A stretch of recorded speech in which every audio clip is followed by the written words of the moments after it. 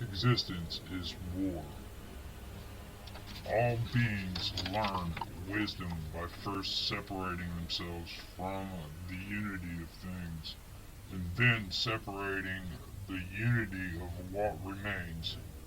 Only by examining what has been broken can a mage understand its original wholeness.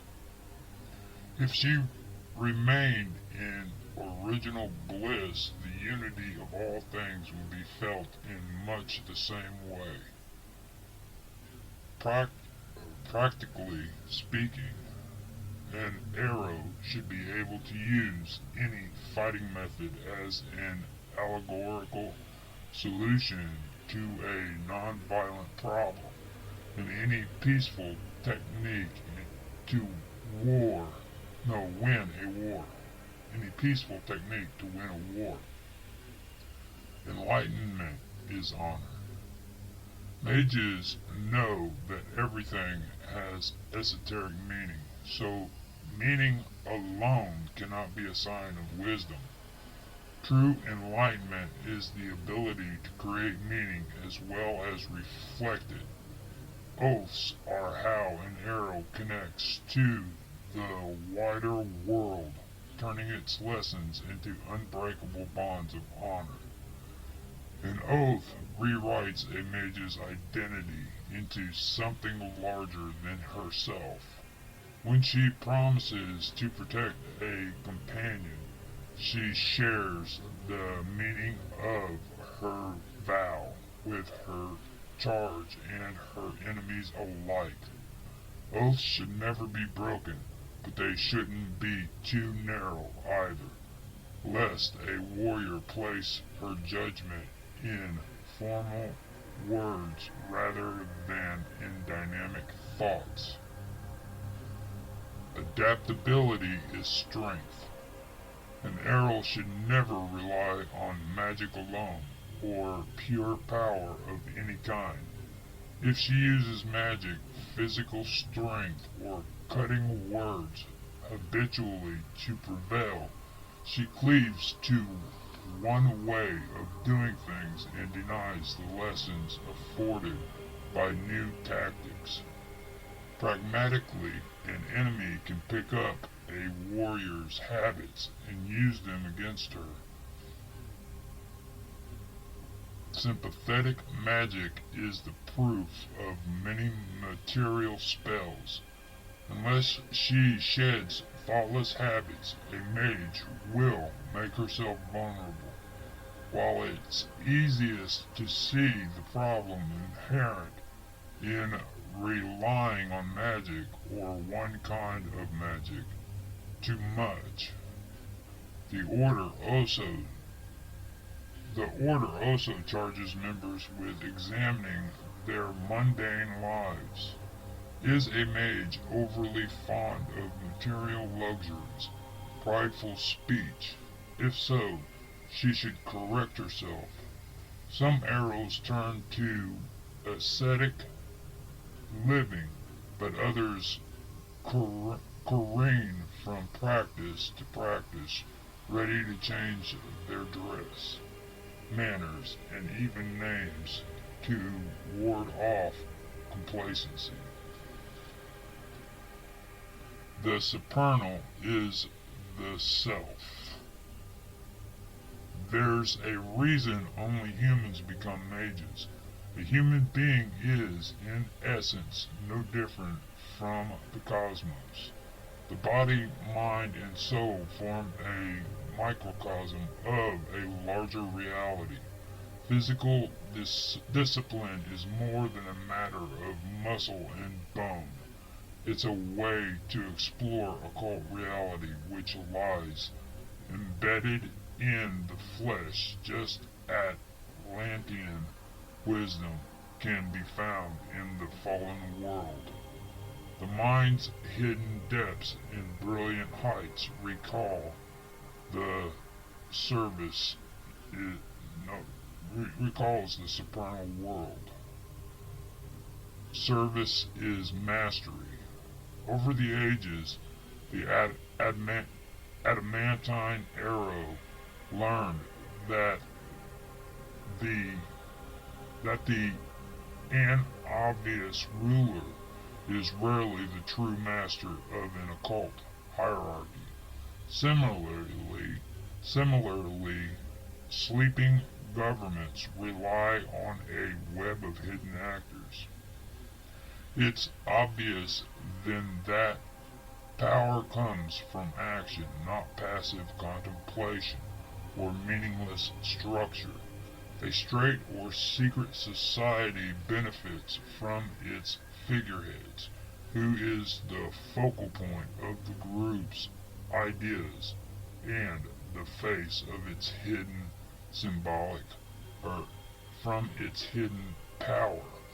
An arrow should never seek power for herself because she would only be promoted to an ineffectual symbolic post. Instead, she serves a cabal as advisor and guardian. The ruler represents an ideal that the mage should strive to obey, even if the actual person doesn't always live up to it. In times of crisis, an arrow may be the effective leader, but her actions shouldn't always be in service of that ideal rule, which is forever outside her domain.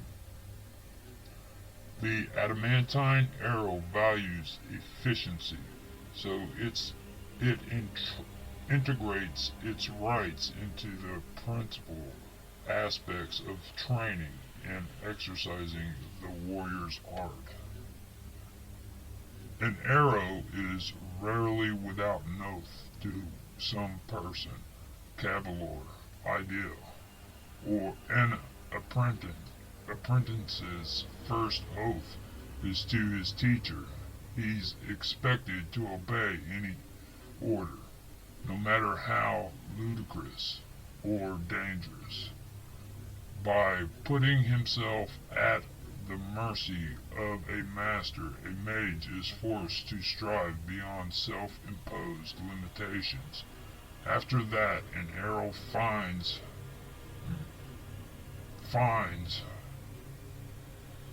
his place in awakened society by vowing to serve a person, organization, or cause. An arrow mage's oaths are loose enough to allow plenty of room for interpretation and almost never require them to obey an order to the letter. Instead, the warrior promises to serve, and the recipient of the pledge trusts him to make the best use of his expertise. Even though the adamantine arrows mages are famous for their dueling skills, they restrict challenges within their own ranks. Material wisdom is hard to acquire, but all one has to do to lose it is die. The Order prefers to avoid wasting its skilled members on pointless duels. Traditionally, a challenger must defeat an arrow's subordinates before being permitted to duel him. This hierarchy of justice or revenge keeps bad luck from destroying a lifetime of accumulated wisdom and discourages internecine assassination under the pretext of a duel. This rule does not apply to challenges from outside the Order. Those an arrow must face alone, if at all. The adamantine arrow respects two relationships, students and teachers, and commander and subordinate. Within arrow cabals, these associations are normally one of the same, but outside of them, The latter is determined by the nature of the arrow's oath, whether he's liege or vassal.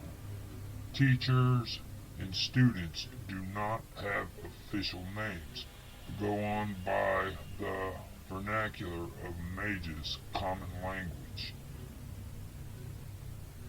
The appointed defender of a mixed cabal, or the second most senior member of an arrow cabal, takes this title as the symbol of her group's material virtues.